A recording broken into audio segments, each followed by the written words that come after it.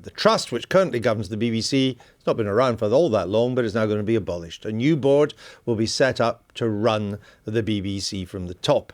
The Culture Secretary, John Whittingdale, said that this would create a new, strong, unitary board in charge of the BBC, with some government appointments, about 6, but over half the board members will be decided by the BBC. Ofcom, for the first time, will become the BBC's full external regulator. It will arbitrate on issues of impartiality and accuracy complaints. And the BBC will release details of the salaries of stars earning more than £450,000, which makes it a matter of academic interest only to the daily politics.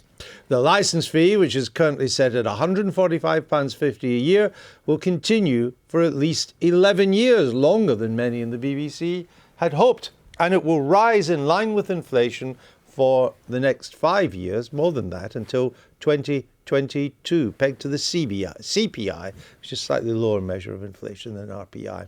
In future, viewers will need to pay the licence fee to use the BBC iPlayer. This will close a loophole which allowed people to watch shows for free online. The charter renewal period, as I say, will be extended from 10 to 11 years. It's one of the longest renewal periods in history, to make sure any future decisions about the BBC will not clash with the swing of the election cycle in Britain, which is now predictable because we have 5-year fixed terms.